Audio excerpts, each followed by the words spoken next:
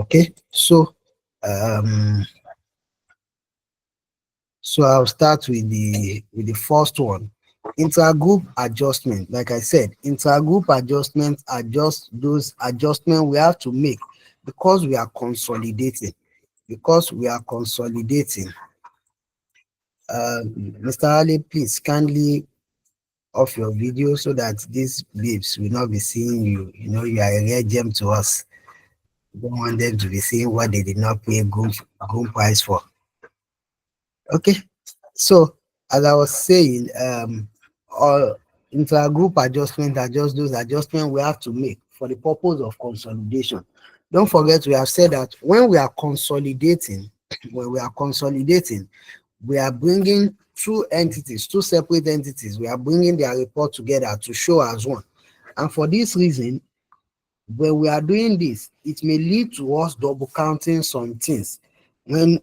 So in order to avoid double counting, we have to do some intergroup adjustment. The first one on this list is current account balances. Current account balances. When we say current account balances, it is just accounts.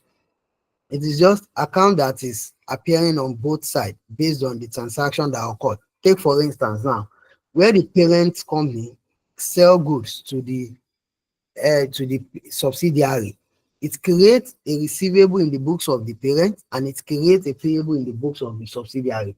However, when we are consolidating, we will what? We will have to recognize both the receivable and payable, because when we are consolidating A and B, we are preparing accounts for A group. We are saying A group now owns both A and B, so you cannot be owing yourself money. Because you cannot be owing yourself money and that money is appearing in receivables and payables, it will make you double count what your assets should be and what your liabilities should be. So for that reason, we recognize it. How do we recognize? We debit it to payables so that it can be deducted from payables, and we credit it to receivables so that it can be deducted from receivables. Do we understand that? Do we understand? Hello? Hello?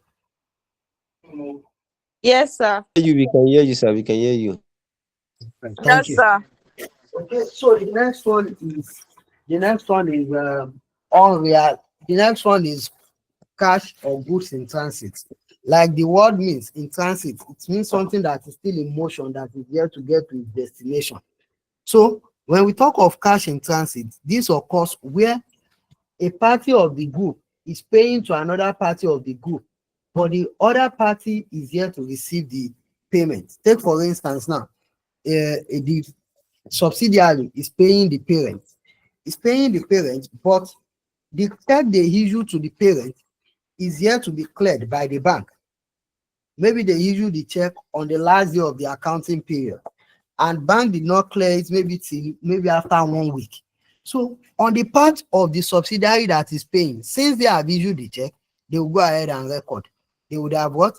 They would have reduced their payables by that amount and reduced their cash or bank by that amount.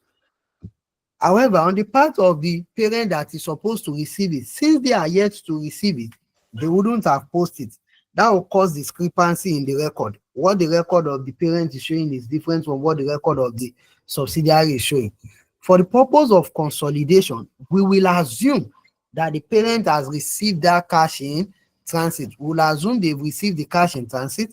And what do? We will now post the entry they are supposed to make for it in their books. By doing what?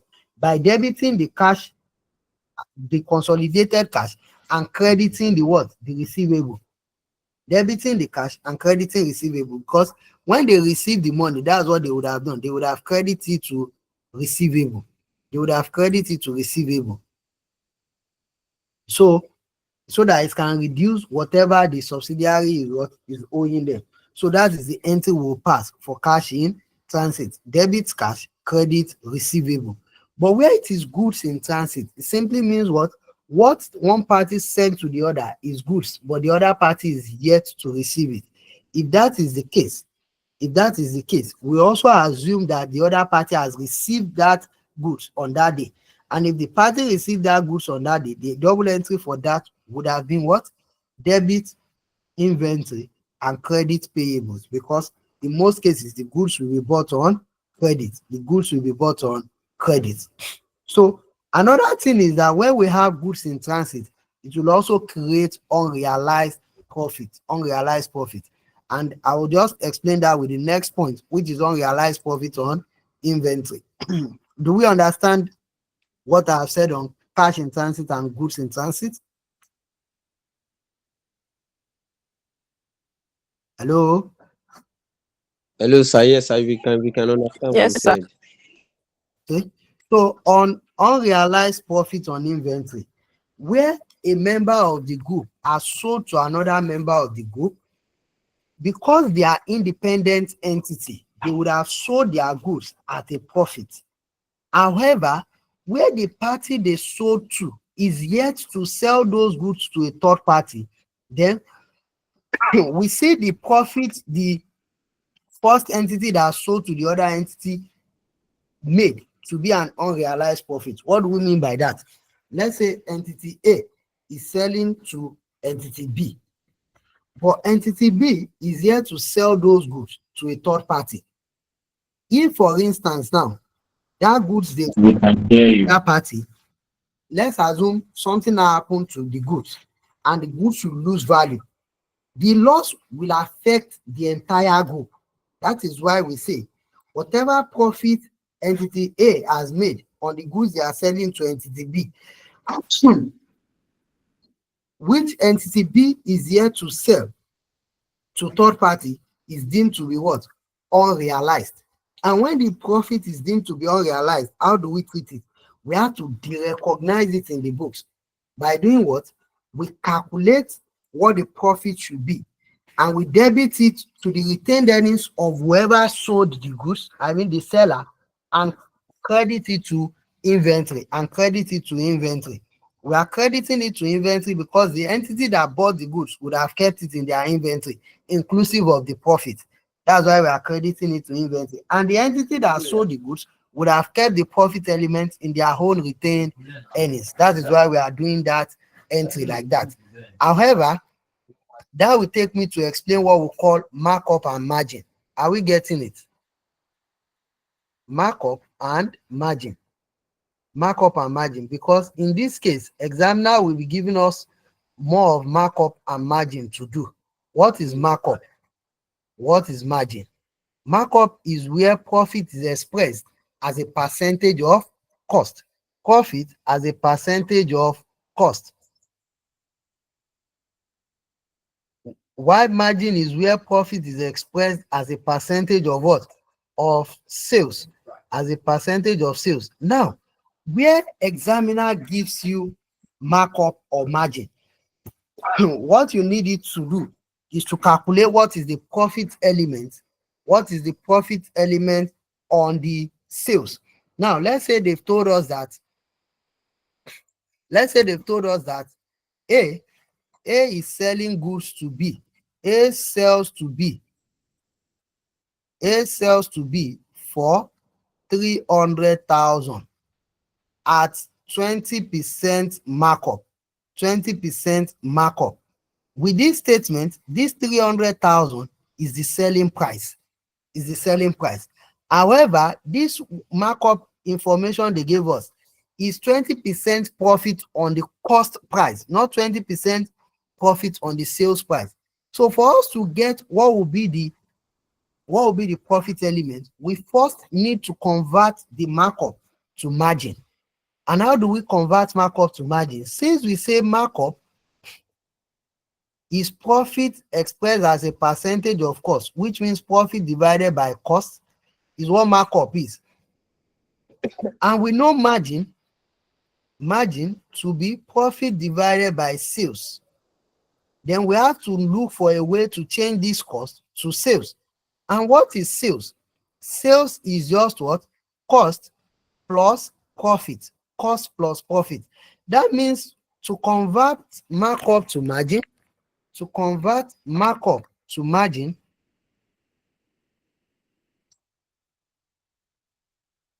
we just need to do what? We need to do profit divided by cost plus profit, because cost plus profit is now what? Margin. So in the case of this scenario, it will just be 20 over 100, which is markup.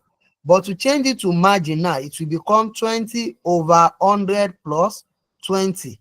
And that will be what? 20 over 120, which is the same thing as 1 over 6. So to now get the profit element on that sales, it will be what? 1 over 6 multiplied by 300,000. And that will give us how much? 50,000. 50,000. So this is the unrealized profit. And being unrealized profit, will now debit it to retained earnings of the seller and credit it to inventory. But where we are giving that this thing is a margin, where we are giving that A sells to B for 300,000 at 20% margin, we will not need to do any conversion, except where they now tell us A sells goods to B, which cost A 300,000. If this thing has cost A 300,000 and they are selling it at 20% margin, then our workings would have been what? To convert from margin to markup, because what we have given is cost. So to convert from margin to markup, cost will just be what? Cost will be what? Sales minus profit. Sales minus profit. That means if we have 20% margin, to convert it to markup, it will just be 100 minus 20, which is the same thing as 20 over 80, and that will be 1 over 4. So 1 over 4 multiplied by 300,000 will give us how much?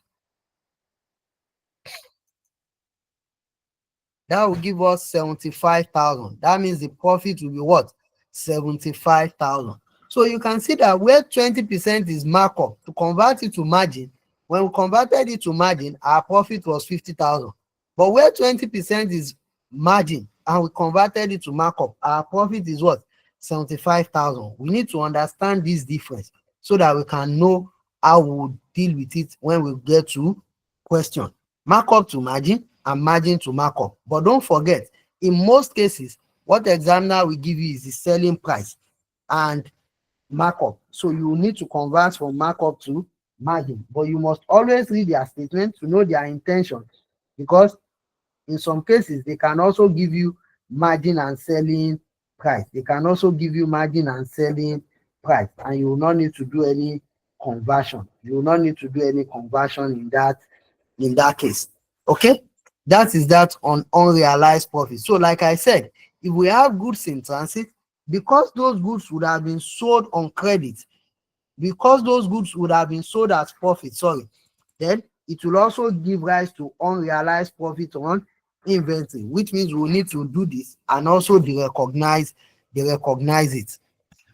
The next intragroup adjustment we have is unrealized profit on non-current assets.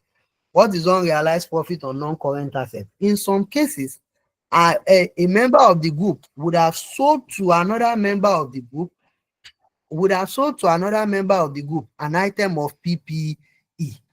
They would have sold an item of PPE to another member of the group. And when they sell an item of PPE to another member of the group, they will sell it at a profit. But because that PPE is still within the same group, because the PPE is still within the same group, we will have to derecognize the profit, because you can't be making profit on yourself. You can't be making profit on yourself. So what do we do? For whatever profit, that is the difference between the carrying amount of the asset at the date of disposal and the amount at which it is transferred to the other party on the date of disposal, is what we call the unrealized profit on non-current assets. And the same way we treat unrealized profit on inventory, we debit it to retained earnings of the seller and credit it to the non-current asset. We credit it to the non-current asset. We are crediting it to non-current asset because it would have been included in what the party that bought it will be reporting as their own non-current asset. Another thing this will give rise to is what we call additional depreciation. Additional depreciation.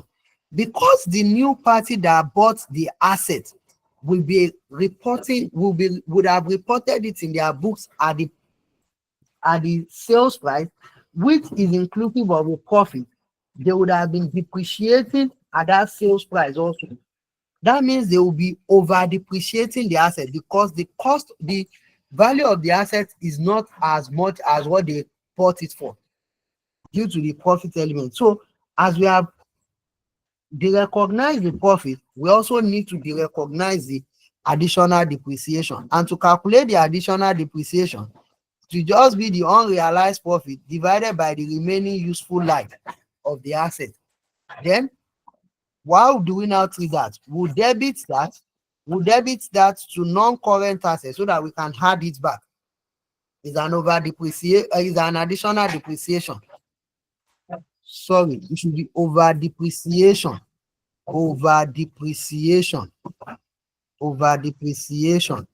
So we add it back to the non-current asset and we deduct it from the retained earnings of the buyer, because the buyer will be the one that is charging over depreciation. The buyer is the one charging over depreciation. The next one we have is loans held by one company in the other. So it is possible the parent gives the subsidiary loan or the subsidiary gives the parent loan.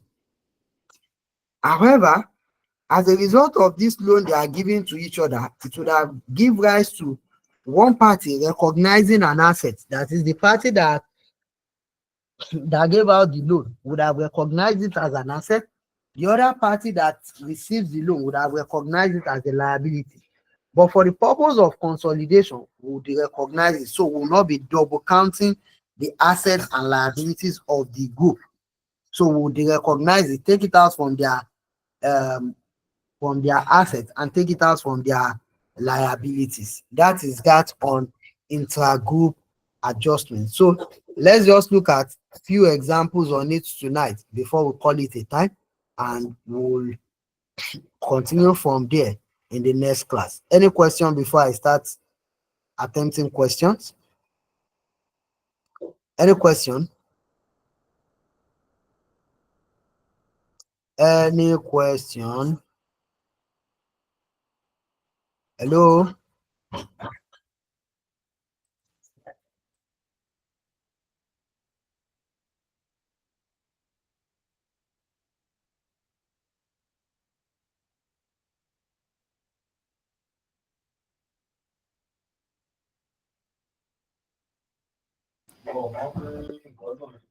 Okay, so in the absence of question, let's quickly see what we can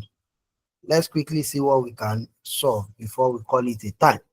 Okay, we start with question 19. We have P transfers inventory to S at a cost of 750,000. P marks up its sales by 25% to achieve profit. Determine the unrealized profit. So in this case, we'll have question 19.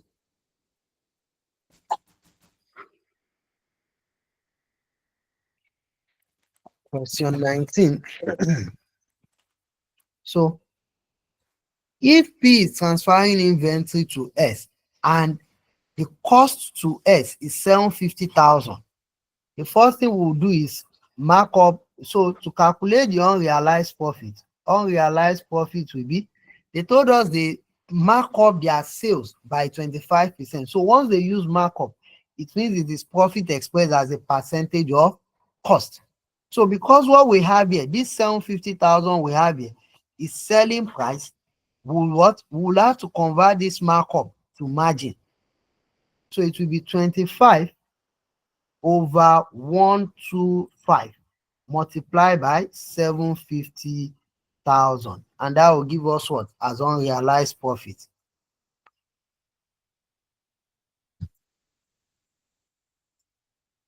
That will give us 150,000. 150,000 will be our unrealized profit, and to deal with that, we'll debit the retained earnings of who? Of P, because P is the seller, and credit the inventory and credit the consolidated inventory. Do we understand? Do we understand? B, we have P transfers inventory to S at a cost of 840,000. These goods at cost P, that is B bought those goods for 560, but they sold it at 840. 1/4 of this transfer is still in the inventory of S at the end. Determine the unrealized profit and state how it should be accounted for in the consolidated statement of financial position. In this case, to determine the unrealized profit, they did not give us markup or margin. So the unrealized profit will just be the sales price, which is 840,000, minus the cost price, which is 560,000. This will give us the profit on the entire sales. However, they told us that only 1/4 of the goods is still in the inventory of S as at the year end. So that means they've already sold 3/4. For the 3/4 they've sold, the profit has already been realized. But for the 1/4 they are yet to sell is the one we'll call unrealized profit. So we'll multiply by that 1/4 they are yet to sell. So if they have sold 3/4, that means 3/4 of the profit has also been realized. 1/4 that is yet to be sold is what we have as unrealized, is what we'll calculate our unrealized profit on. So that will be what? 70,000. 70,000. 70. So 70,000. And what do? We debit that to the retained earnings of who? P, because P is the seller, and credit it to where? Credit it to inventory. S. You see, we have what? We have P has owned 75% of the shares of S since the incorporation of that company. During the year to 31 December 2002, S sold goods costing 16,000 to P at a price of 20,000. And these goods were still unsold. That means all of it is yet to be sold. At the year end, we have to calculate the unrealized profit and show how it will be accounted for. So just like the B, they did not give us markup or margin, but they gave us cost and selling price. So to calculate profit, it will just be 20,000 minus 16,000. And that will give us what? That will give us 4,000. Since they said all of the goods are yet to be sold, then that means the whole profit is also yet to be realized. You see, this 75% they gave us here is just to tell us it's a subsidiary. And we don't consolidate subsidiary enough, we consolidate fully. So the unrealized profit will also be fully accounted for. We don't need to use the 75% to reduce it. So we'll debit what? Retained earnings of who? Of S, because S is the seller here, and credit what? Inventory. Is it clear? Is it clear? Yes, sir. Yes, sir. Yes, sir. So Yes, sir. question, Yes, sir. and someone read question 20 for us. H H has has owned owned 50% of S for several years. On 1st of January 2001, S sells plant costing 10,000 to H for 12,500. The companies make up account to 31st of December every year. On 31st of December 2001, the balances on the retained earning at that date were H 21,000 X 18,000. Required, show all the workings to reflect this transaction, assuming a depreciation rate of 10%. Okay, thank you very much for that. So this is a sale of unrealized profit, and as we can see, it was sold at a profit. It was sold at a profit. So we are to show all workings to reflect the transaction, and we are to assume a depreciation rate of 10%. So what do? Question 20.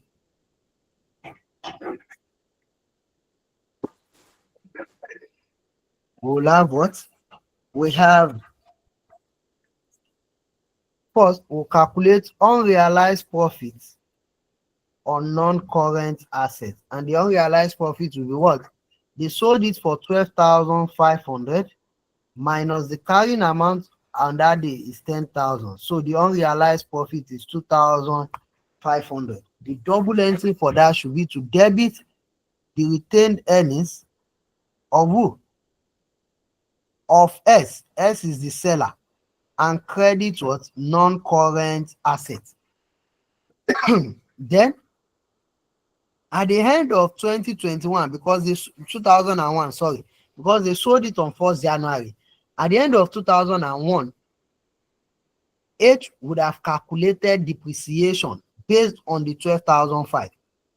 But we are saying they should be calculating depreciation based on the 10,000. So we'll now say over depreciation should be the 2,500 multiplied by 10%. And that will give us what? 250. And the double entry for that will be to debit what?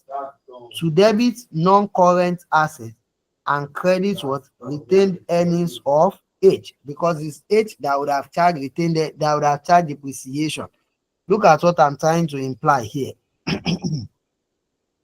If that asset was still in the books of H, they would have just said 10,000 multiplied by 10% to calculate depreciation charge for the year, 1,000. But because, in the books of S, but because H bought it for 12,005, they will also calculate depreciation at 10%, which is what? 1,250. Then you will agree with me that the excess depreciation that is charged is 250, because we've already recognized the 2005 profit that it is yet to be realized, since the profit is still being what?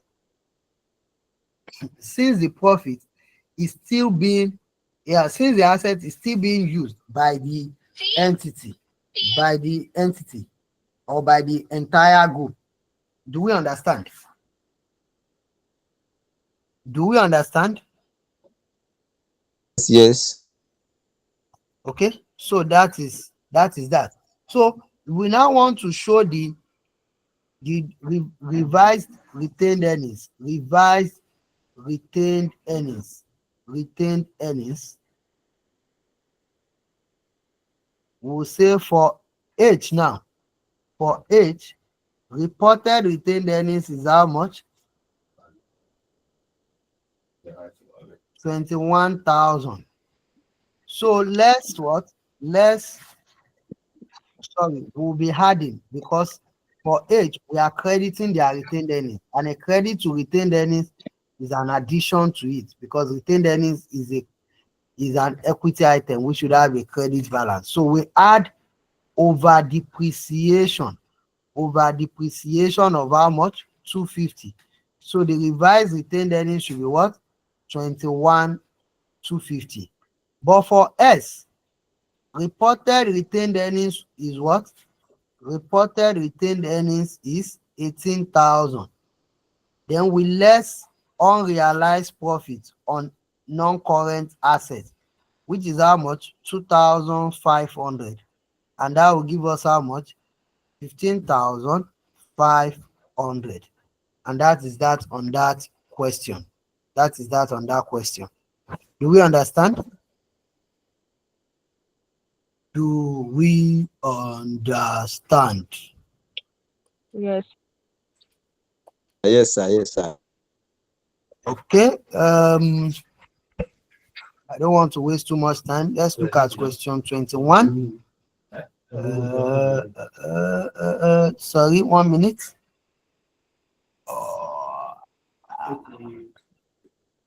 I will just leave question 21. I'll go to question 20. Okay, let's take it. Let's see what we can do. I'll do question 21 and 22.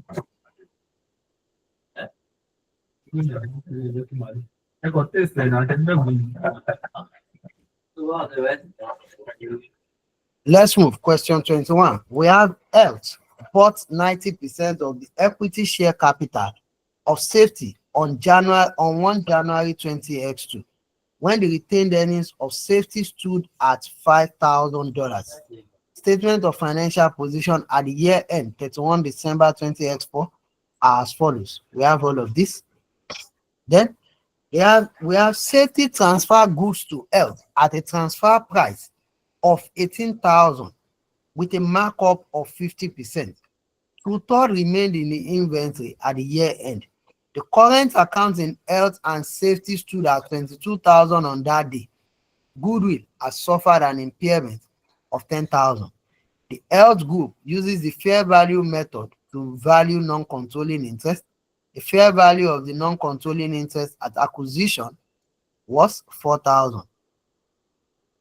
Required, prepare the consolidated statement of financial position as at 31 December 20x4. So we'll have what?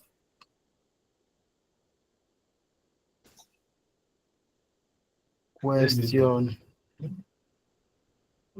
21. We'll have health. Acquiring safety 90%. NCI 10%. Date of acquisition and date of consolidation. Date of consolidation is 31 December 20x4. Why date of acquisition is 1st January 20x2.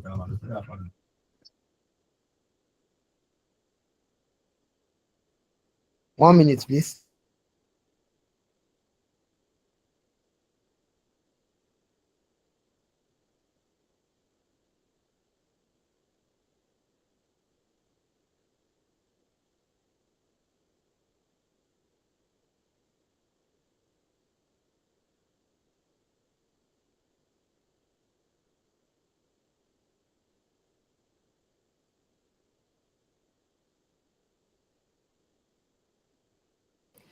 Okay, so as I was saying, having done that, we don't have any issue with the purchase consideration. So we just move straight to the next additional information, which is note 2. They said what? They transfer goods at a transfer price of 18,000 with a markup of 50%. But two-thirds remained in the inventory. So we'll say unrealized profit. Since some of it is remaining in inventory, unrealized profit on inventory, who is selling? Safety is the one selling to health. Safety is the one selling to health. And the unrealized profit will be, since the markup is 50 and they gave us transfer price, it will be 50 over 150 multiplied by what? 18,000. And that will give us how much? That should give us 6,000. That should give us 6,000. And for that 6,000, we will have what? Debit retained earnings of safety and credit inventory. Right or right? Then the current account, that means the payable and receivable from both parties is 22,000. Is 22,000. So what do? We debit that to the payables and credit it to receivables so as to recognize it from both sides. And aside that, we have goodwill impairment and NCI at acquisition. So we can proceed to net asset summary. Net asset summary. So for our net asset summary, we will have what? DOA, DOC, and PAE. So what do we have? Share capital, ordinary share capital. It is what? 5 on the date of acquisition. It will still be 5 on the date of consolidation. So PAE is nil. But for retained earnings on the date of acquisition, I'm coming back to that. But date of consolidation is 31, like we have it here. So what we now need to do is, on the date of acquisition, they told us the retained earnings stood at what? 5,000. And since the figures are quoted in thousand, we bring the 5 here also. Aside that, what else do we have? Because it is safety that sold goods, and we are adjusting the retained earnings of safety, we'll bring the unrealized profits here also. Not on the date of acquisition, but as at the date of consolidation, there's an unrealized profit of what? Of 6. So that means we'll have here -6. Why will have here negative what? We will have here positive what?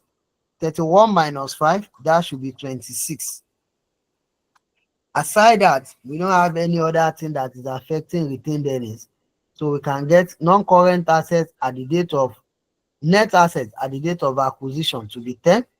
At the date of consolidation, it will be 30. And post-acquisition earnings will be what? 20. Don't forget, post-acquisition earnings is DOC minus DOA. So, note 5 now, we can now calculate goodwill. Please, if you don't understand anything I'm doing, kindly call my attention to it. So, we have purchase consideration. Purchase consideration. Since they did not tell us how much they bought it for, but in this place, they gave us investment in safety to be how much? 34. That will be our purchase consideration, 34. Then NCI. They told us NCI is at fair value. NCI is at fair value. And NCI as fair value on the date of acquisition, they said is as what? Is 4,000.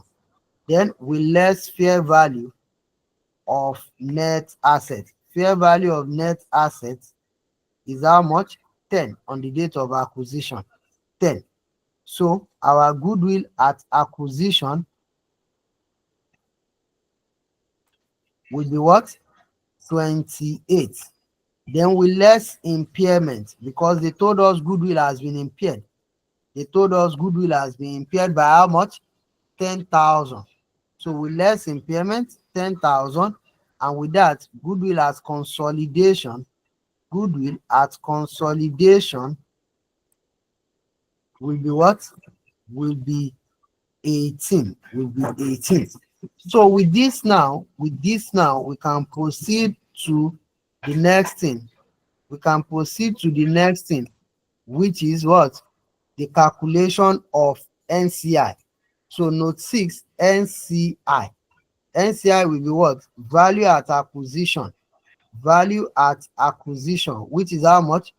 4,000. 4,000. Then share of post-acquisition earnings. Their share of post-acquisition earnings will be what? NCI only holds 10%. 10% of post-acquisition earnings, which is 20, will be what? 2. But they will also share impairment because NCI is measured at fair value. So they will share 10% of the what? Of the 10, which is impairment. So that will be 1. Aside that, they don't have any other thing to share. So that will give us what? 5. Then after that, we can now go to our group retained earnings. Group retained earnings. Group retained earnings. And what do we have in group retained earnings? Health retained earnings will be what? Health retained earnings on that day is 159. 159. Then their share of post-acquisition earnings. Share of post-acquisition earnings will be 90% of 20, Hello, sir. We are not seeing your which board is anymore. 18. Then, are you sure? Is it the only one or others cannot see it also? Back side, but we can see it. Okay, that means it's network. So that should be 9. Share of impairment should be 9. Then what other adjustment do we have to parent to the parent retained earnings? I don't think we have anyone again. Then we can now close this, and this will give us how much? 168. 168. So with this, we can go ahead to do our consolidation. We can go ahead to do our consolidation. So for our consolidation, we will have what? We will have consolidated statement of financial position.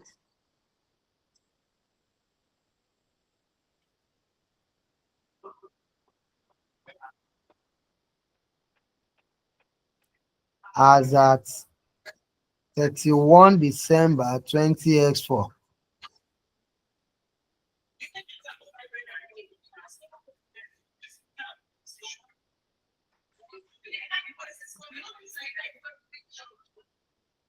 Non-current assets, we have PPE.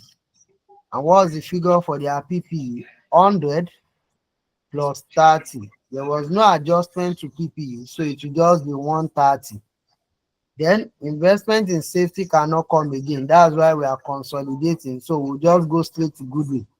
Goodwill, which is what? 18. And that will be 148. Then current assets, we have current assets to be what? Inventory. Inventory, we have how much? 90 plus 20. But there's an unrealized profit which we say should be credited to inventory. So we say minus 6 because the credit to inventory is a reduction. So that will be what? 104. Is it 104 or 114? 104.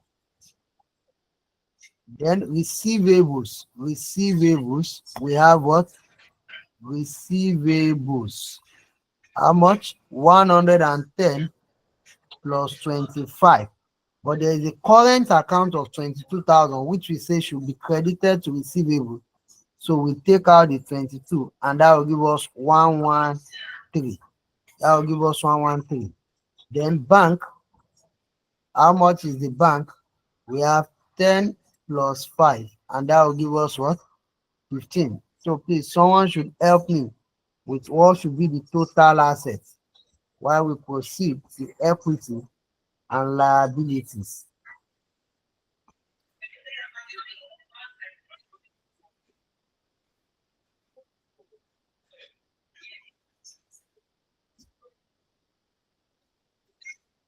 So for our equity, we have share capital. Don't forget, we don't consolidate equity. Share capital, 380. how much? 380. 38. Yes, 380. 380. Okay. So share capital is 15. Then the group retained earnings will be how much? We look at what we have calculated to be group retained earnings. Calculated that to be 168. 168. So that will give us a total of what? That will give us a total of 183. 183. 183. Then NCI. What is our NCI? We calculated it to be 5. NCI is 5. NCI is 5. Then the next thing should be our non-current liability. Non-current liability, which is 120 plus 28. That will be 148. 148. Then current liability, we have 50 plus 16. But don't forget, in this current liability is where our payables should be. And we say payables should be what? Debited with 22. A debit to a liability is a negative. So minus 22, we have what? 382. That should give us 44. Abi? What's the summation of it all? 380. 380. That is that. Any question? Any question?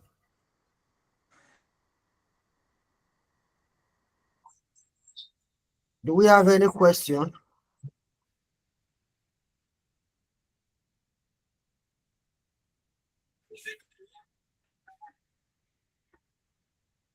Okay, in the absence of question, let's look at another illustration.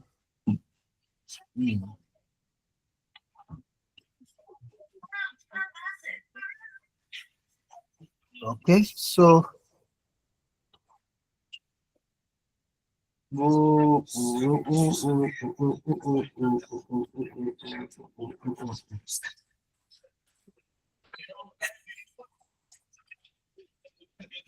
sorry. So let's look at question 22. Question 22. Who is reading?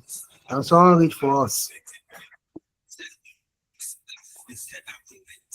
We have reprice acquired 75% of Encore's 2 million. Acquired 75% of Encore for 2 million. 10 years ago, when the balance on his retained earnings was 1,044,000. The statement of financial position of the two companies as at 31 March 2024 are as follows. Then we have someone is saying, what of the tutor that was given? Sorry, I hope I have not omitted something in this. Didn't we use the tutor? Child. Thank you very much, Toyosi Oladapo. So see, we forgot to use the tutor that was given here. They told us tutor is what remained in inventory. We worked with the fact that all of it remained in inventory. So let me just quickly make corrections to that.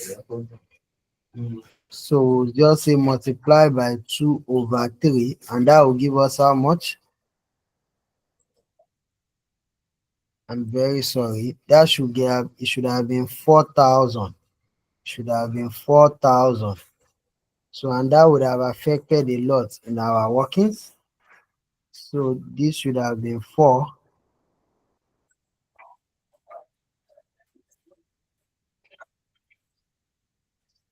This should have been 4.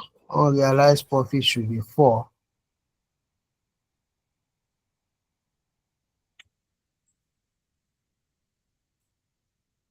So this would have been 32. If it is 4 here also, this would have been 22. It doesn't affect this, but it will affect this. This should have been 22. And 10% of 22 will be 2.2.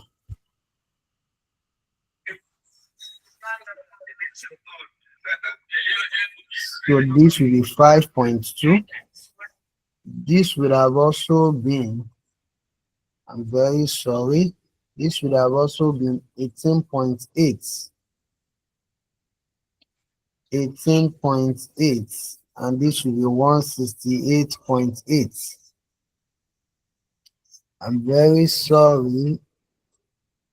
I don't know how that, oh, it should be 19.8, not 18, 19.8. I don't know how I have that oversight. Okay.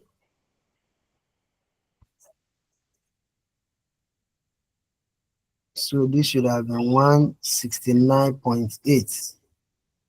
169.8. So what all it would have affected is just, so it should be 4.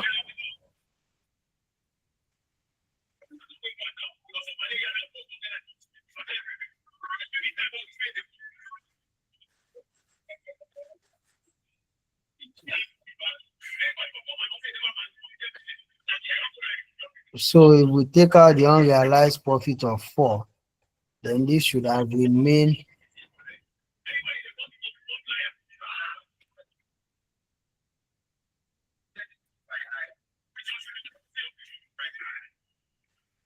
this should have been 106.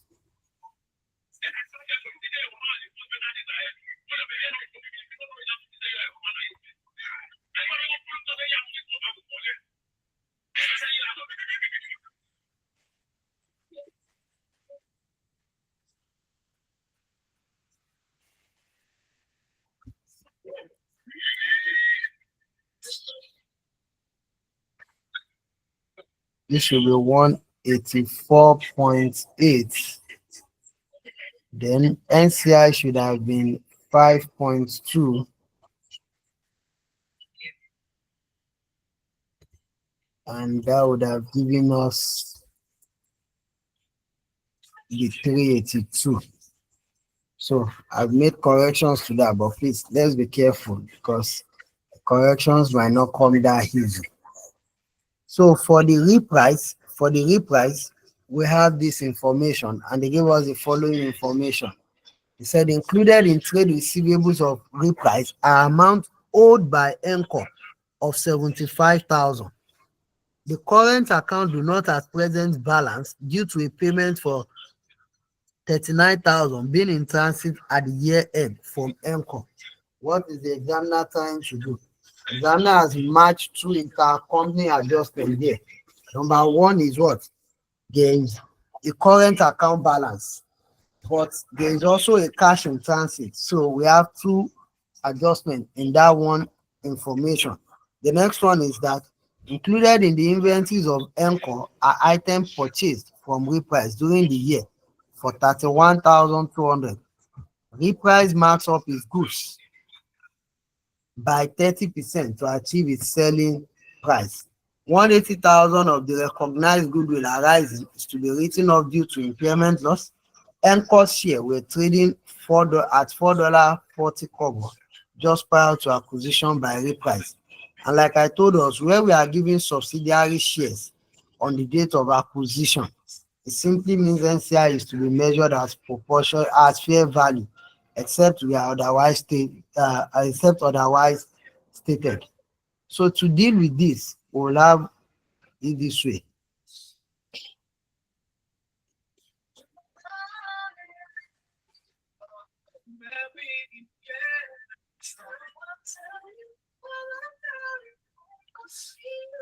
Question 22.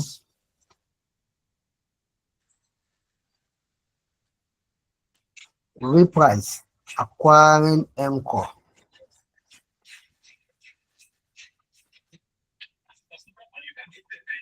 Reprise acquiring Encore. What do we have? We have that they said they acquire 75% and NCI will be what? 25%. Date of acquisition and date of consolidation. Date of acquisition will be what? They said 10 years ago, but the date of consolidation is 31 March 20x4. So if that is the case, the date of acquisition will be 31 March 20W4 or 20 anything. You can just put anything that indicates it's 10 years difference. So that's one. Number two, we'll start taking those information one after the other. So we are told that included in the trade receivable of reprise, what their account shows that Encore is owing them is 75, but it did not agree with that of Encore because Encore has made a payment of 39,000. So first thing first, we do the cash in transit. Cash in transit, which is how much? 39,000. And the double entry for that will be to debit the receivables, debit the cash, because we are assuming that reprise has received the money. So we'll debit the cash and credit the receivable of reprise. Then we can now go to 3 and say current account. Then the current account will be what? 75,000. 75,000 minus 39,000, because if they have now received the 39,000, then what should be in their current account will not be that 75,000 again. So what should be there will now be what? 75 minus 39, which is what? 36,000. So it is this 36,000 will now debit to payables and credit to receivables. Credit to receivables. So note 4 will be what? Note 4 will be unrealized profit. Unrealized profit. And the unrealized profit will be what? You are told that what is remaining in their inventory was goods worth 31,200,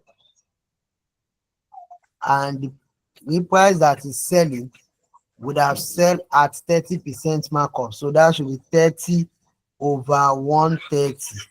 And that will give us what? That will give us what? 7,200. 7,200. So if that is 7,200, we'll debit the retained earnings of Reprice, because Reprice is the seller, and credit inventory. Then note 5 will be what? We don't need to calculate goodwill they've given us, but NCI at fair value will be what? $4.40. $4.40 minus NCI holds 25% of the shares. And how many shares is there? It will be 500 divided by $1. And that will give us what?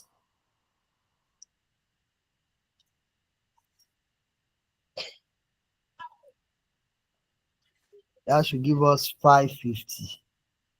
550. But don't forget it's 550,000, because all of the figures are quoted in thousands. Net asset summary. Net asset summary. So, but for example, you can just maintain all of it as it is quoted. So if you are doing that, all of these two, you take out their 00. Date of acquisition, date of consolidation, and post-acquisition earnings. So what do we have? On the date of acquisition, ordinary share capital was 500 nil. Then revaluation surplus they don't have, but they have retained earnings. On the date of consolidation, it is 2,610. On the date of acquisition, it is 1,044. So what will be the post-acquisition earnings? 2,610 minus 1,044. That will be 1,566. Then the unrealized profits will not come here because they are not the ones selling. It is Reprice that is selling, so it should affect the retained earnings of Reprice. So it will not come here. It came here in the previous one we did because it was the subsidiary that was selling in that case. So the unrealized profit should be adjusted in the retained earnings of the subsidiary. So aside that, there is no other thing coming here. So we'll close this. That will be 1,544, and this will be 3,110. And post-acquisition earnings will remain 1,566. So if that's the case, we go to note 7, which is to calculate goodwill. And in calculating goodwill,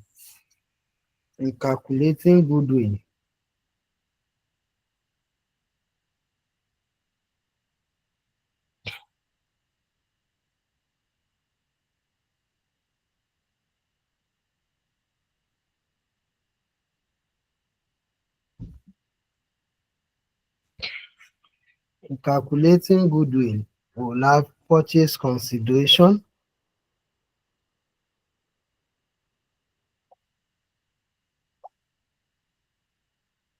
which is how much? They told us that they purchased it for 2 million. So we'll go with that. 2 million. Then NCI at fair value, which is what we calculate up there, 550. Then less fair value of net assets. Fair value of net assets. How much? 1,544. So if that's the case, what do we have as the goodwill at acquisition?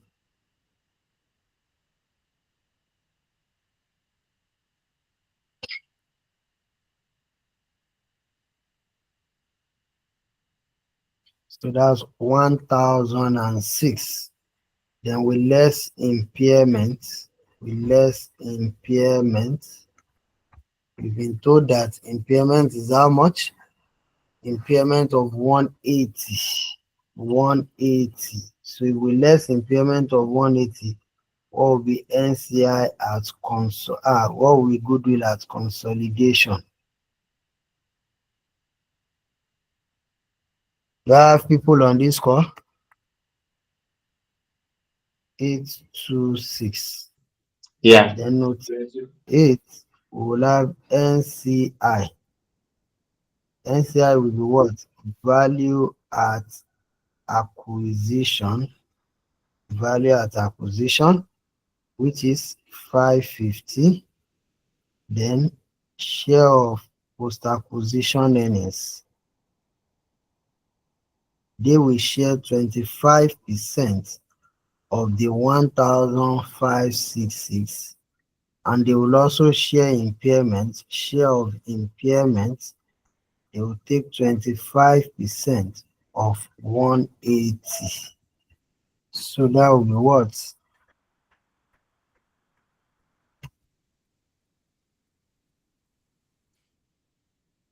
391.5. Then share of impairment, we have 45. So that way we have the closing figure to be what? 986.5. 986 or 896?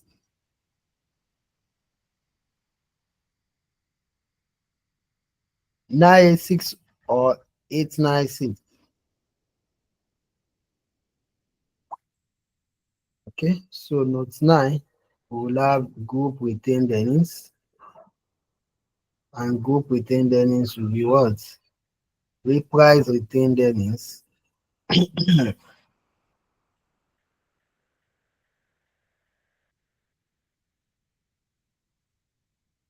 Reprise retained earnings,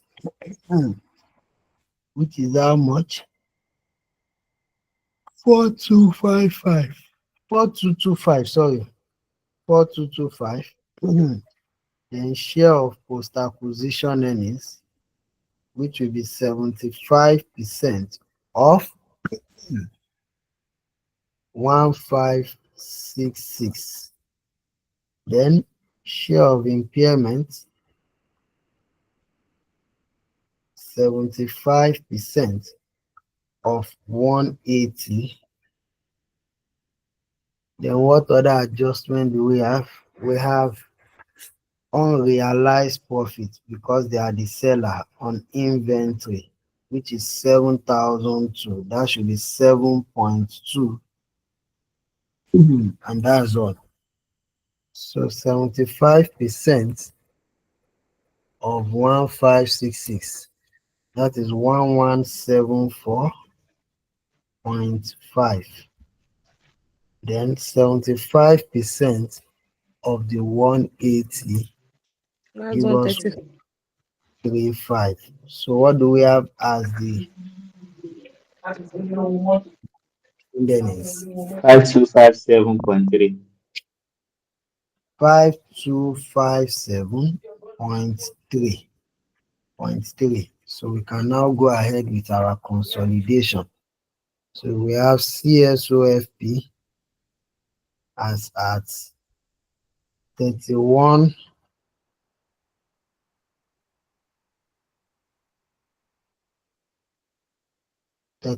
March 20x4.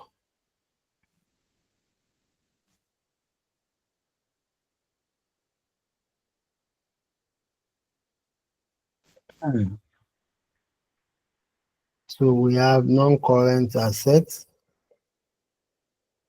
PPE, which is 4,870 plus 2,555. And there was no adjustment to PPE, so we leave it at that. Then after that, we bring our 7425, and goodwill is what? 826. 826 So that we go to our current asset inventory. Our inventory is 890 plus 352 minus the unrealized profit of 7.2. 7.2. What do we have? Then receivables 1372 Inventory is plus 1234.8. 1234.8.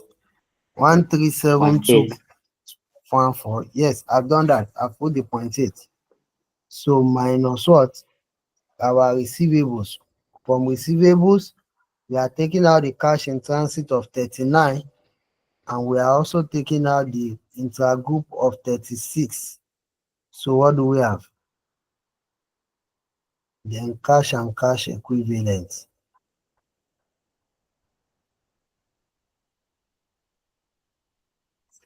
And that will be 89 plus 51 plus the cash in Receivables transit is 1811.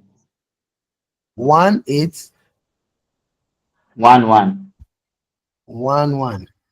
So we had the cash in transit we have received here. And with that, what do we have as the total assets?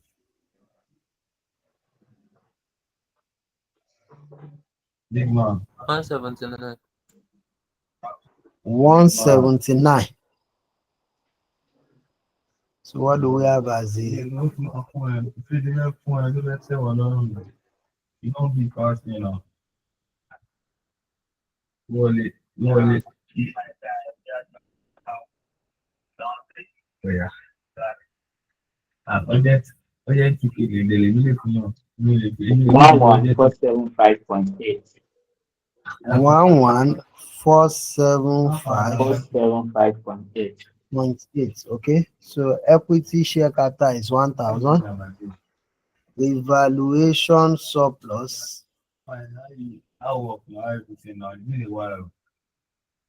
Okay. 2500. I saw my cost status Retained earnings recently, sir. We couldn't move off. You guys, you see how we do right now. 5257. No, more I don't go on my process one or two way I hear. Oh, what I'm saying, guy, after your 8757.3. 8757.3. So NCI is 896.5. 986.5. It's not 986, so it's 896. So non-current liability, we have that to be just 500. Then for current liability, we have trade payables. For the trade payables, we have how much? 996.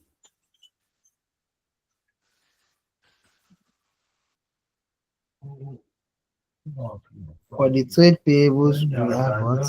Just find yourself there over time. I We have 996 plus 362 minus what? The current account, which is 36. I came back, I think for 2 weeks ago, sir. But I should go, I should be back by next week. How do you know next month, sir? So that will give us what? 1,322. 322. I know. So what's the summation? One low like probably 11475.8.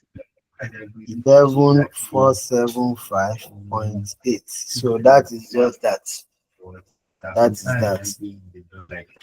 that. So with this, we've been able to look at cash in transit, current accounts, unrealized profit on inventory.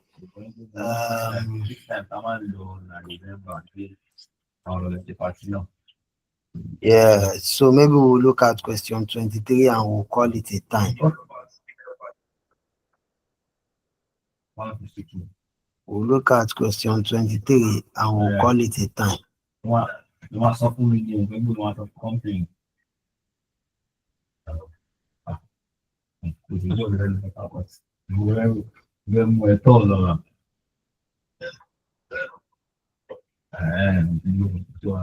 Sorry, sir. I have a question, sir. Go on with your question. Please, sir, the fair value used in the NCI part, the $4.4. Sorry, sir, is it given in the question? Because I didn't see it at all. Yes, they told us here that Anchor share were trading at $4.40. And Okay, the share sir. price is representative of the fair value of the NCI. Okay, let's just look at question 23 and call it a time. So you do question 24 as assignment on your own. I gave you one last week. Nobody made mention of it, but no problem. Question 23. We have on 1 January 2009, Linus acquired 60% of the equity share capital of Asta for 160,000. When the balance on Asta retained earnings was 275,000. The statement of financial position of the two entities as at 31 December 2009 are as follows.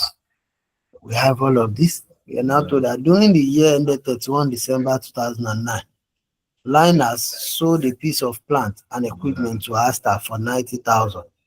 The asset originally cost 200,000 and had been written down to 80,000 as at 31 December 2008. Both entities depreciate non-current assets on a straight line basis over 5 years, with a full year charge in the year of purchase and none in the year of sale. Asta is depreciating the cost of the asset over its remaining useful life of 2 years. The directors of Linus value NCI on a proportionate basis. Prepare consolidated statement of financial position for the Linus Group as at December 31, 2009.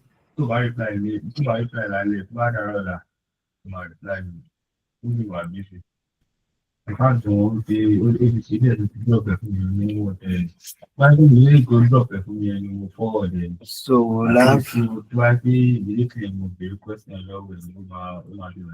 Linus to Asta. So 60% is the percentage of holding. NCI will be 40%. Date of acquisition, date of consolidation. It was acquired 1 January 2009. Then it was consolidation is 31 December 2009. No, like without other allowances, right? Without other allowances. Exactly. So the next one would be budget engineering. So that one we have the net here. So those allowances at least. So if we will be like 1.2 already. Exactly. we'll have unrealized profits on non-current assets. The asset was sold for 90,000 minus the 80,000, which is the value on the day they sold it. So that's 10,000. And how do we treat the 10,000? We debit what? We debit the retained earnings of who is selling. It is Linus that sold. Then we credit what? Non-current assets. Then 3, it would have resulted into over depreciation. And the over depreciation will now be 10,000 divided by, they said they are depreciating the asset over 2 years, multiplied by what is our post-acquisition period? Just 1 year.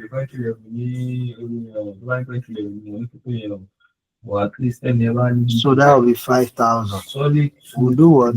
We'll debit non-current assets and credit retained earnings of who? Of Asta. Because Asta is the one that charge depreciation on it. So number 4. That's all. So we can go to net asset summary. Sir,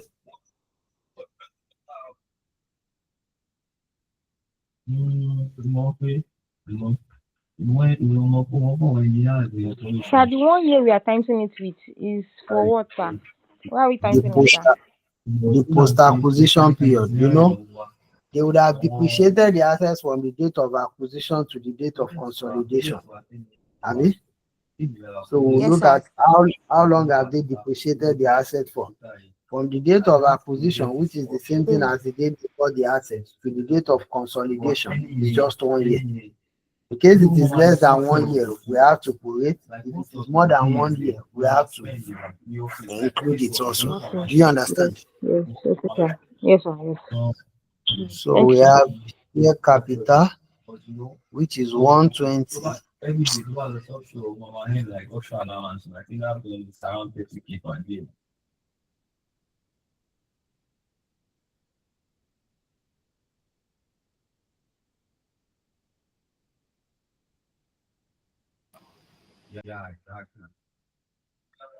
So post-acquisition will be nil. Then retained earnings on the date of acquisition, they said their retained earnings was 275,000. Date of consolidation is 600. I don't have, so this will be how much? 325.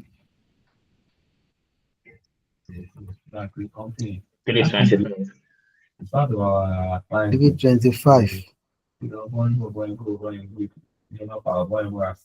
So aside that, I don't know. We don't have. Okay. So we have.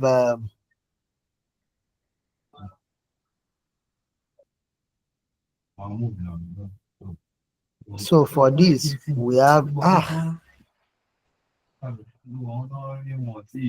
over depreciation. Don't forget, the over depreciation is affecting their retained earnings, but it was post acquisition, so that will be 5.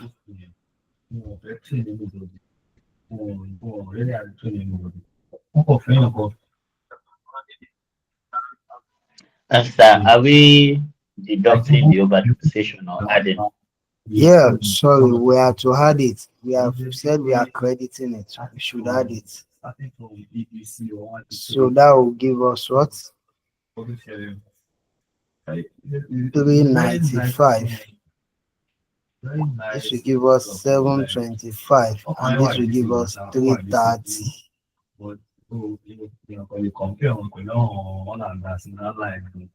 330. So aside that, we go to goodwill, and goodwill with what?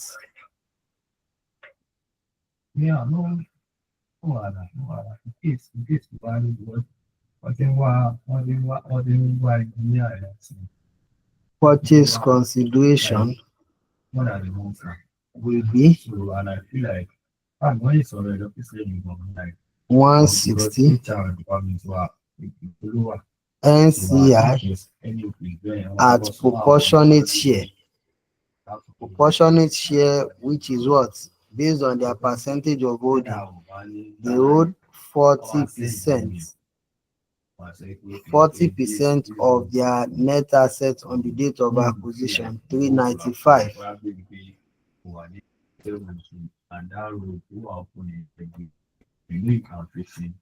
you can apply. 158. You understand now? Then we less fair value of net assets. Something like that, yeah. So what do we have as goodwill? What do we have as the value of goodwill? They did not tell us there is any Negative 77. negative 77. So we call that gain on bargain purchase. Call that gain on bargain purchase. So and gain on bargain purchase is you take it to the parent because NCI is measured as proportionate share here. So we have goodwill, NCI. So NCI we have what? Value at acquisition, which is 158. Then share of post acquisition earnings, that will be 40% of 330. And that will give us how much? Aside that, I don't think there's anything else to do. 132. 132, and that will give us how much? 290. 290. So the group retained earnings will be what? Group retained earnings would be, what do we have? Linus' retained earnings. Linus' retained earnings, which is how much? 500. Then their share of post-acquisition earnings, 60% of 330. Then 60% of 330. Aside that, 198. 198. Then the unrealized profits on non-current assets, which is how much? 10,000. 10,000. Then the gain on bargain purchase. Gain on bargain purchase is an addition to their retained earnings. 77. What do we have in summation for all of this? 765. 765. So we can now proceed to consolidate and say consolidated statement of financial position as at 31 December 2009. So for that, we'll have what? Non-current assets, tangible asset, which is the same thing as our PPE. We have 400 plus 240. Then we'll less the unrealized profit 10 Sir. and add back the over depreciation 5. I'm with you. The gain on bargain purchase on retained earnings is not supposed to be minus 77. No. It's an addition to them. They bought the business lesser than what it was. So it's a gain to them. We'll add it, not the dot. Thank you. Okay, yeah. So the next thing is what?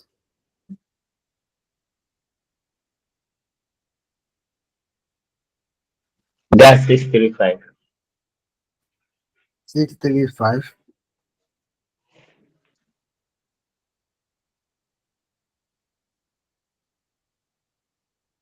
635. Okay. Then there is no goodwill here, so we can just go straight to current assets. Current assets is what? Current assets is 440 plus 510, and I don't think we have any adjustment to that. So what do we have in summation?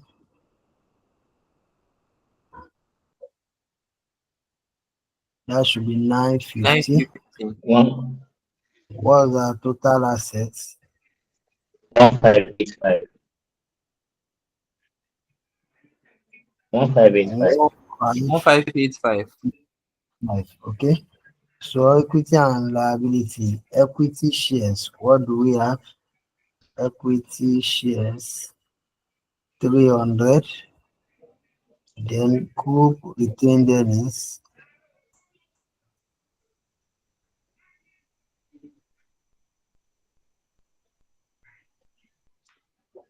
765. And that will give us what 1065. NCI 290. Then current liability 200 plus 30. That will be 230.